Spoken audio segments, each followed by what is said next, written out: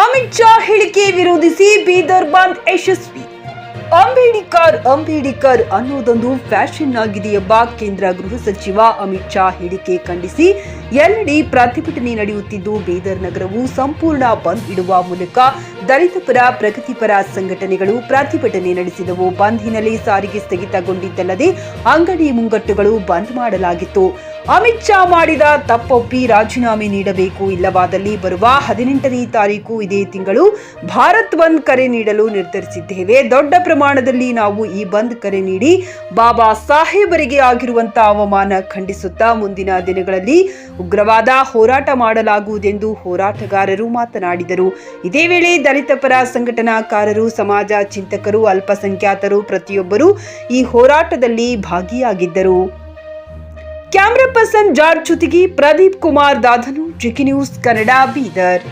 ಜಿಲ್ಲಾಡಳಿತಕ್ಕೆ ಹಾಗೂ ಜಿಲ್ಲಾ ಪೊಲೀಸ್ ವರಿಷ್ಠಾಧಿಕಾರಿಗಳಿಗೆ ಅಭಿನಂದನೆಗಳನ್ನು ಸಲ್ಲಿಸಿ, ಈ ಏನು ಅವಹೇಳನಕಾರಿ ಮಾತನಾಡಿದರೆ ಕೇಂದ್ರ ಗೃಹ ಅಮಿತ್ ಶಾ ಅವರು ಕೂಡಲೇ ರಾಜೀನಾಮೆ ಪಡೆಯಬೇಕು.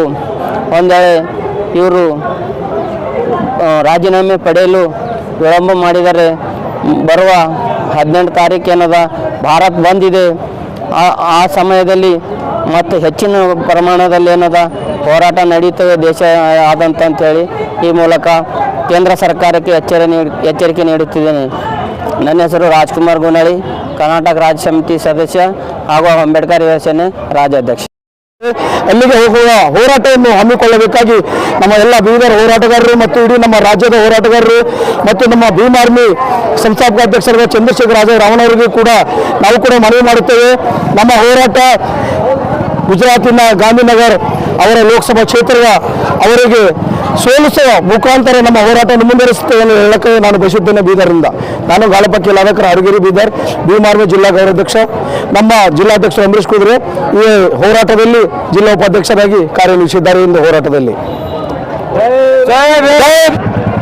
ಕರ್ನಾಟಕ ಸ್ವಾಭಿಮಾನಿ ಭೂವಟರ ವೇದಿಕೆ ರಾಜ್ಯಾಧ್ಯಕ್ಷ ಮತ್ತು ಅಂಬೇಡ್ಕರ್ ಸ್ವಾಭಿಮಾನಿ ಸಮಿತಿಯ ಪದಾಧಿಕಾರಿ ಜಿಲ್ಲಾ ಕಾರ್ಯದರ್ಶಿಯಾಗಿ ಈ ಸಂಘಟನೆಗೆ ಬೆಂಬಲವನ್ನು ನೀಡಿದ್ದೇನೆ. ಸಮಸ್ತ ಈ ಜನತೆಗೆ ಕ್ಷಮೆ ಕೋರುವಂಥ ಕೆಲಸ ಕೂಡ ಅಮಿತ್ ಶಾ ಮಾಡೋಕ್ಕೆ ಹೋಗಿಲ್ಲ. ಹಾಗಾಗಿ ಇವತ್ತು ನಾವೇನದಂತಂದರೆ 18ಕ್ಕೆ ಮೊನ್ನೆ ಮಾತಾಡಿದಂಥ ವಿಷಯಕ್ಕೊಂಡು ನಾವು ಬೀದರ್ ನಗರದಲ್ಲಿ 24 ತಾರೀಕು ಒಂದು ಶಾಂತಿಯುತವಾದ ಒಂದು ಹೋರಾಟ ಕೂಡ ಮಾಡಿದ್ದೀವಿ ಈ ಕಮಿಟಿ ಅಂಡರ್ದಲ್ಲೇ. ಮತ್ತು ಇವತ್ತು ಬಂದ್ ಕಾಲ ಕೂಡ ಕೊಟ್ಟಿವಿ. ಎಲ್ಲೂ ಬಂದ್ ಕಾಲದಲ್ಲಿ ಎಲ್ಲೂ ಅಹಿತಕರ ಘಟನೆಗಳು, ಎಲ್ಲೂ ನಮ್ಮ ಯುವಕರು, ನಮ್ಮ ಹೋರಾಟಗಾರರು ಎಲ್ಲೂ ಆ ದಿಕ್ಕಿನಲ್ಲಿ ಎಲ್ಲೂ ಕೆಲಸ ಮಾಡಿಲ್ಲ. ಯಾಕಂತಂದರೆ ಈ ಜಿಲ್ಲೆಯ ಎಲ್ಲ ಜನರು ಏನದಂತಂದ್ರೆ ಸ್ವಯಂವಾಗಿ ಬಂದ್ ಮಾಡಿಕೊಂಡಾಗ ಆ ಪ್ರಶ್ನೆನೇ ಬರೋದಿಲ್ಲ. ಹಾಗಾಗಿ ನಾವು ಬಂದು ಶಾಂತಿಯುತವಾಗಿ ನೋಡಿದಾಗ ಸಮಸ್ತ ನಮ್ಮ ಜಿಲ್ಲೆಯ ಎಲ್ಲರೂ ಈ ಬಂದ್ ಕಾಲಿಗೆ ಬೆಂಬಲ ಕೊಟ್ಟಿರುವುದರಿಂದ ಈ ಹೋರಾಟವನ್ನು ಒಂದು ಯಶಸ್ವಿ ಆಗಿದೆ ಅಂತ ಹೇಳಿ ನಮ್ಮ ಕಮಿಟಿ ವತಿಯಿಂದ ನಾನು ಸಮಸ್ತ ಎಲ್ಲ ಜನರಿಗೆ ಅಭಿನಂದನೆಗಳು ಸಲ್ಲಿಸ್ತಾ ಇದ್ದೇನೆ. ನನ್ನ ಹೆಸರು ರಾಜ್ಕುಮಾರ್. ಜಿಲ್ಲಾ ಸಮಿತಿ ವತಿಯಿಂದ ಈ ಒಂದು ಬೀದರ್ ಕಂದಿಗೆ ಬಂದ್ಗೆ ಬೆಂಬಲವಾಗಿ ನಿಂತು ಈ ಒಂದು ಅಮಿತ್ ಶಾ ಅವರು ದಿನಾಂಕ 18/12/2024 ಸಂಸತ್ ಭವನದಲ್ಲಿ ಅಂಬೇಡ್ಕರ್ ಅವರಿಗೆ ಅವಮಾನ ಮಾಡಿದ ಒಂದು ಸಂದೇಶ. ಈ ಒಂದು ಅಂಬೇಡ್ಕರ್ ಎಂಬುದು ಒಂದು ಫ್ಯಾಷನ್ ಆಗಿದೆ ಅಂತ ಹೇಳಿದಾರಲ್ಲ, ಈ ಅಂಬೇಡ್ಕರ್ ಹೆಸರಿನಲ್ಲಿ ಆ ಒಂದು ಸಂಸತ್ ಭವನಕ್ಕೆ ಆಗಮಿಸಿದ್ರು ಅವರು. ಈ ಅಂಬೇಡ್ಕರ್ ಹೆಸರಿನಿಂದ ಅವ್ರ ಮನೆಗೆ ರಾಶನ್ ಕೂಡ ಅಂಬೇಡ್ಕರ್ ಹೆಸರಿನಿಂದ ಹೋಗ್ತವೆ. ಈ ಒಂದು ಅಂಬೇಡ್ಕರ್ ಅವ್ರ ಬಗ್ಗೆ ವಾಸ್ತವ ಹಗುರವಾಗಿ ಮಾತಾಡ್ಬೇಕಂದ್ರೆ ಅವ್ರಿಗೆ ಅಧಿಕಾರದ ಒಂದು ಹುಚ್ಚು, ಅಧಿಕಾರ ಒಂದು ಭ್ರಮೆ ಮತಿಗೆಟ್ಟ ಅಮಿತ್ ಶಾ ಅವರು ಈ ಒಂದು ಹೇಳಿಕೆಯನ್ನು ನೀಡಿದ್ದಾರೆ. ಆದರೆ ಯಾವುದೇ ರೀತಿಯ ಈ ಒಂದು ಅಂಬೇಡ್ಕರ್ ಅವರಿಗೆ ಅವಮಾನ ಮಾಡಿ ನಾವು ಸಹಿಸಲ್ಲ, ಅವರು ರಾಜೀನಾಮೆಯನ್ನು ಕೊಡಲೇಬೇಕು ಅಂತೇಳಿ ಈ ಒಂದು ಸಂಘಟನೆ ಮುಖಾಂತರ ಮನವಿಯನ್ನು ಮಾಡ್ಕೋತೇವೆ. ರಾಜ್ಕುಮಾರ್ ಪ್ರಸಾದ್, ರಾಷ್ಟ್ರೀಯ ಭೀಮ್ ಯೋಧ ಸಮಿತಿಯ ಜಿಲ್ಲಾಧ್ಯಕ್ಷರು.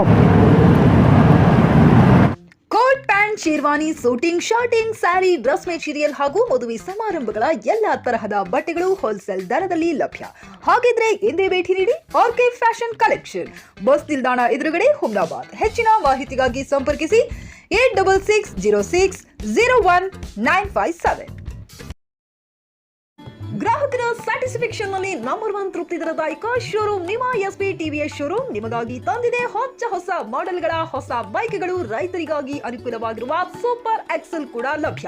ಹಾಗಿದ್ರೆ ಹಿಂದೆ ಭೇಟಿ ನೀಡಿ ಎಸ್ಪಿ ಟಿವಿಎಸ್ ಶೋರೂಮ್ ಮಾಲೀಕರು ಲೋಕೇಶ್ ಆರ್ಜಿ. ಹೆಚ್ಚಿನ ಮಾಹಿತಿಗಾಗಿ ಸಂಪರ್ಕಿಸಿ 8494951009. ನಾಗಲಕ್ಷ್ಮಿ ದಾಬಾ ಹತ್ತಿರ, ಗುಲ್ಬರ್ಗಾ ರೋಡ್, ಹುಮರಾಬಾದ್.